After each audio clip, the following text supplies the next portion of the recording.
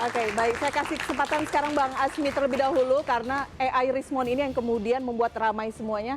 Tapi melihat perspektif ini, Bang Rismon itu sebenarnya sebagai korban atau seperti apa? Karena kita tahu ternyata video yang beredar itu adalah AI, meskipun sekali lagi pembuktian masih kita tunggu.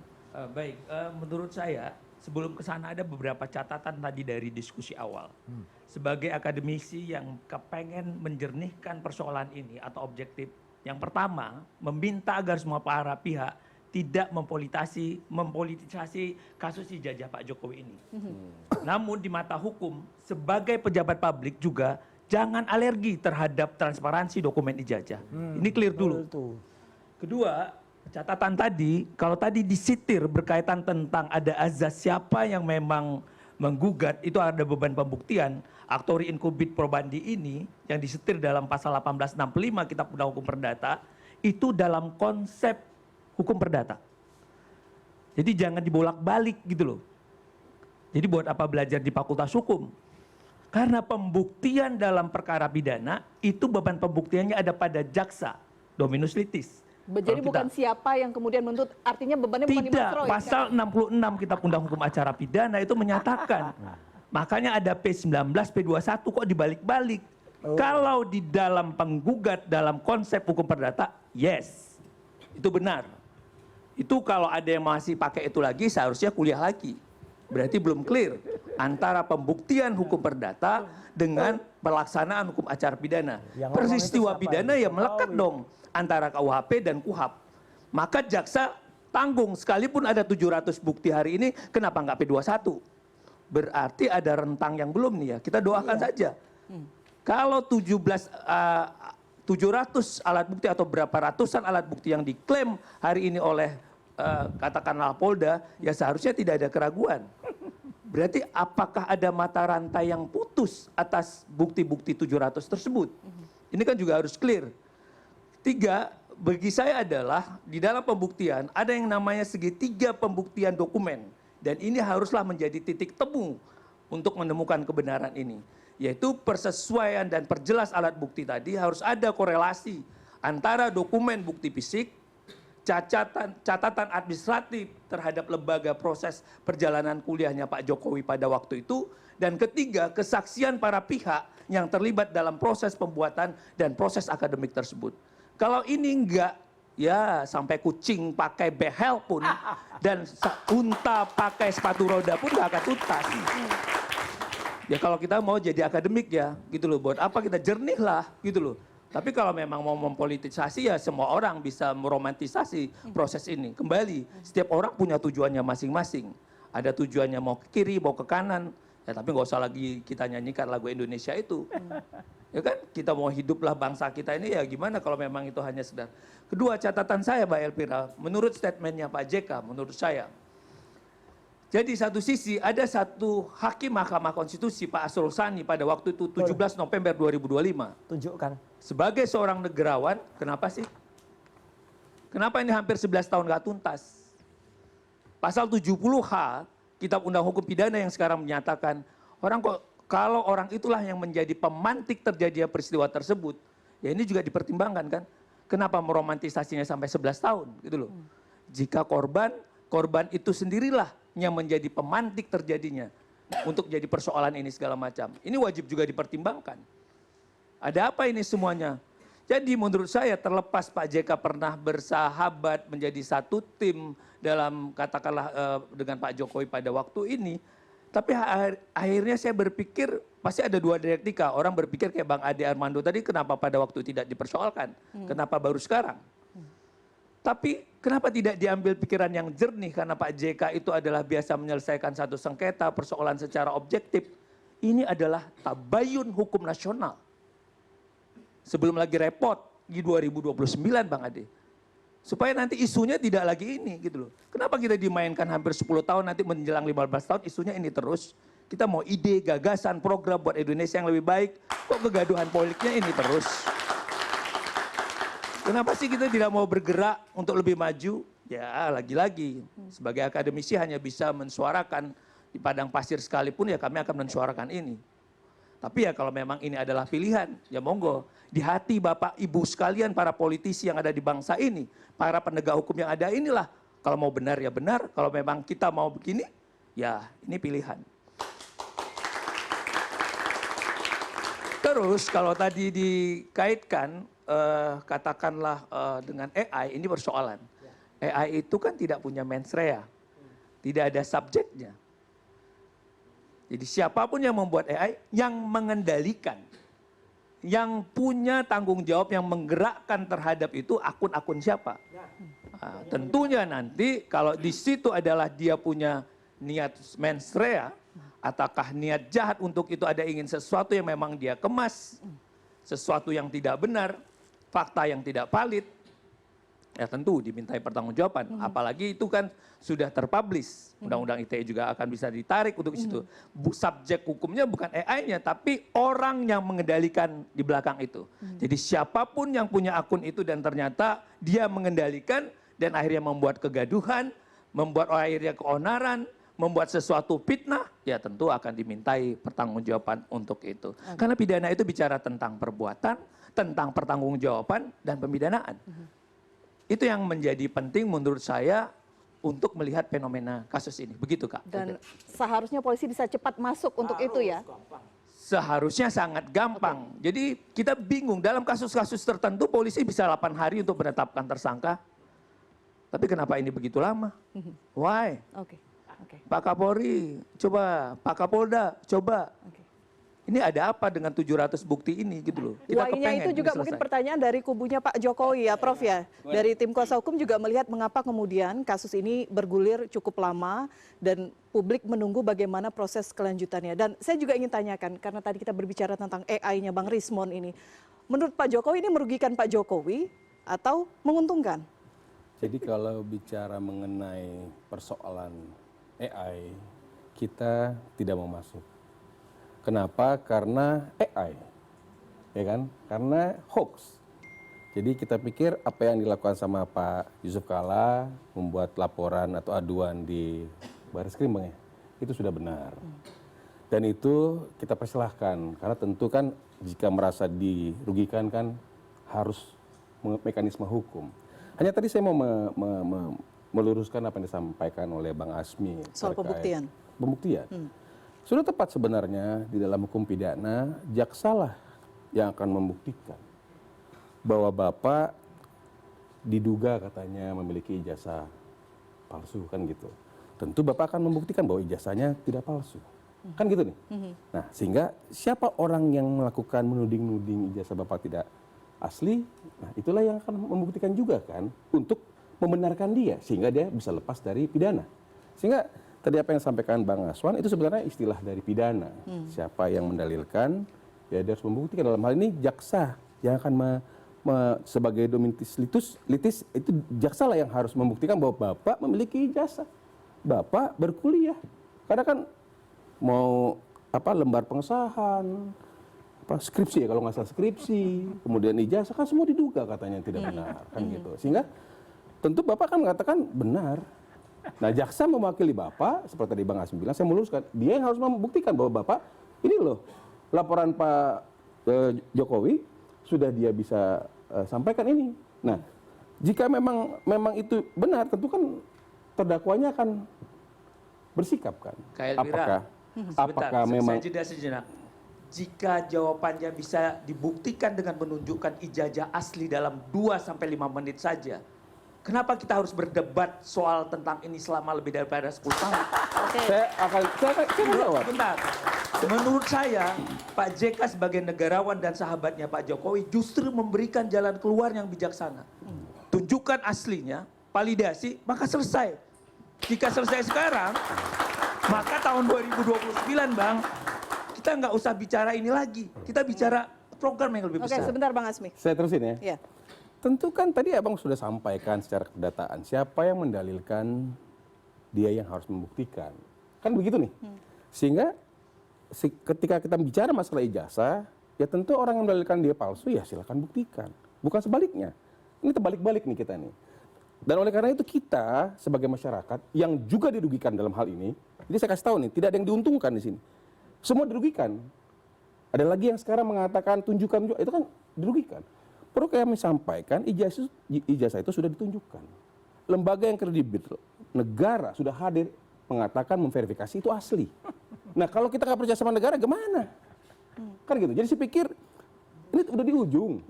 Ya, sudah kita lihat sama-sama selama hampir setahun lebih, kurang lebih ya. Tinggal kita masuk aja ke ruang pembuktian nanti di persidangan. Saya pikir ya sudahlah. Masalah ada hal-hal lain, ada yang merasa dirugikan karena memang dicemarkan nama baiknya, ya udah bagus mekanismenya dan Bapak juga mengapresiasi itu. Namun hal-hal lainnya saya pikir ya kita harus tahan lah. Jangan sampai masyarakat yang dirugikan nanti. Karena apa yang kita sampaikan ini kan di sini kan dicermati oleh masyarakat.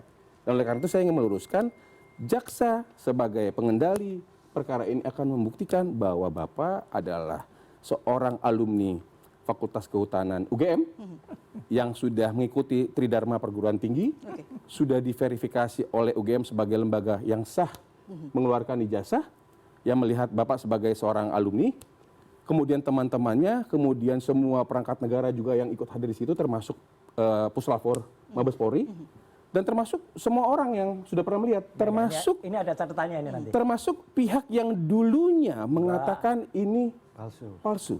Hari ini orang yang mengatakan ini palsu, ada beberapa orang itu sudah mengatakan ini asli.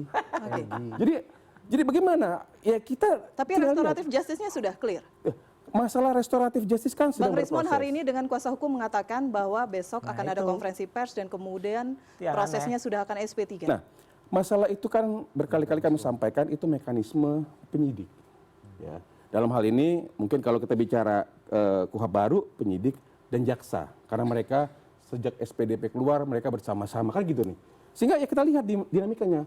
Itu adalah dinamika kebenaran di mana orang yang dulunya mendalilkan ini palsu, yang mengatakan dia meriset dan sebagainya. Saya nggak mau ikut campur sebenarnya dengan hal itu. Tapi hal ini datang mengatakan itu benar. Gimana kita mau membantah itu gitu loh. Sehingga maksud saya daripada kita terus berdiskusi yang panjang lebar, saya sih cuma mengatakan yuk kita ikutin bersama-sama mekanismenya, sudah dekat, sudah nyata gitu kan. Dan oleh karena itu kita ikuti aja. Nanti mekanisme di pengadilan pembuktian, yuk kita sama-sama lihat. Lagi pula ini live nanti kok. Live silakan. Gini, jadi saya mau koreksi orang yang katanya dulu mengatakan itu palsu dan sekarang dia cuma meralat dengan dua definisi. Ada translasi, ada rotasi. Dan itu hanya menjawab ketika ada ijazah yang diposting ya oleh Dian Sandi pada tanggal 1 April tahun lalu, itu ternyata si Omon itu salah melihat. Tapi itu tidak mengkoreksi tidak adanya lembar pengujian deskripsi. Tidak mengkoreksi nama Profesor Dr. Insinyur Ahmad Sumitro yang salah deskripsi. Tidak mengkoreksi Desa Ketoyan. Tidak mengkoreksi statementnya Pak Kasmujo yang mengatakan bahwa Jokowi bukan mahasiswanya. Tidak mengkoreksi tahun KKN yang salah. Jadi artinya nggak bisa ada orang peneliti itu biasanya margin errornya 3% sampai dengan mungkin 8 atau maksimal 10%. Tiba-tiba bisa 11.000 triliun persen tadinya palsu, kok tiba-tiba diubah jadi itu benar. Itu kacau sekali. Jadi makanya dia sendiri udah parah, udah jadi zombie gitu loh. Udah jadi zombie karena apa? Karena mengatakan apa yang tidak benar. Bahkan jangankan dia menipu teman-temannya. Dengan Tuhan aja dia menipu. Dia bikin surat kematian. Ya, satu lagi Mbak, supaya tadi tidak terlepas. Saya ingin memberikan apresiasi. Ini beneran aku apresiasi ke Ade Armando. Oke, sebelum ke situ, saya bahas ini dulu. Dikit, karena mau merespon sebentar Mas Roy. Silakan. Oke, nggak apa-apa. Jadi saya pikir apa yang disampaikan oleh Mas Roy Suryo tentu akan kita buktikan di pengadilan. Karena apa yang disampaikan tadi tentu kan sudah ada nih fakta-faktanya. Sudah ada di dalam berita acara seperti itu kan. Sehingga makanya terverifikasilah.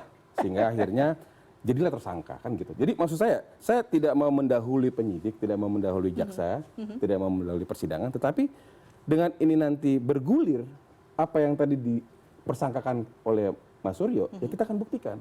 Nah, Mas Suryo juga melalui kuasa hukumnya bisa menyampaikan. Coba. Nah, oleh karena itu saya menghimbau, yuk kita guyup, kita lihat ke depan, gitu kan, kita lihat bagaimana membangun bangsa, supaya kenapa? Supaya ini beres. Kalau enggak nanti ada lagi sampingan. Nah, Pak Jokowi untuk hal-hal itu tidak mau mencampuri. Maka masing-masing pihak yang merasa haknya dilanggar tentu menggunakan mekanisme hukum dan itu dihargai. Kira-kira gitu. Setuju Pak Firman. Berbicara mengenai restoratif justice itu karena kita tahu kita juga menunggu pernyataan dari pihak kepolisian. Anda dari kuasa hukum juga tidak ingin menyampaikan update seperti apa, karena pertanyaannya juga Apa ketika itu? satu laporan ya Bang ya, ada nama Mas Roy di sana, ada kemudian nama Dr. Tifa dan ada nama Bang Rismon. Nah, dua nama ini lagi bagaimana kemudian? Ya, jadi kalau bicara mengenai restoratif justice, sebenarnya secara publik sudah bisa dilihat. Ya. Beliaunya datang ke tempat Bapak memberikan respon positif. Nah ini yang nggak boleh ini. Kemudian nanya ada sendiri, kan? dokumen-dokumen administrasi yang dilakukan. Di sini juga ada berita acara terkait gitu ya. Dan itu pun disampaikan kok secara live gitu kan. Artinya semua mekanisme itu sudah dituangkan dalam administrasi penyidikan. Kemudian apakah nanti di situ jaksa akan berkomentar, karena tadi disampaikan Bang Azmi bahwa jaksa saat inilah sebagai pengendali kan gitu kan.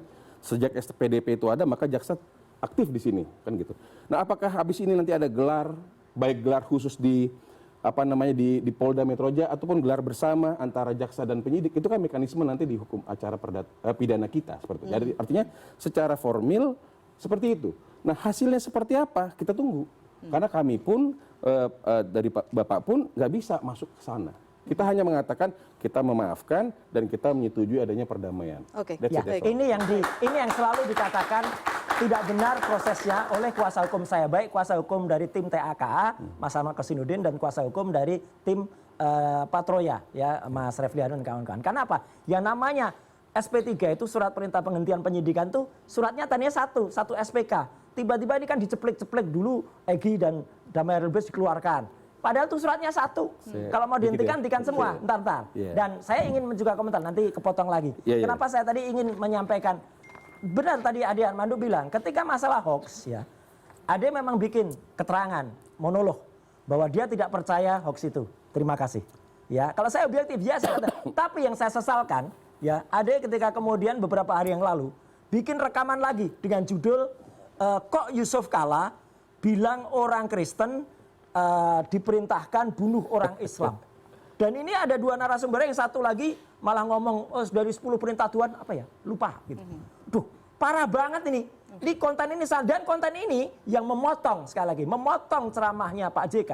Pak JK itu tidak berdiri sendiri.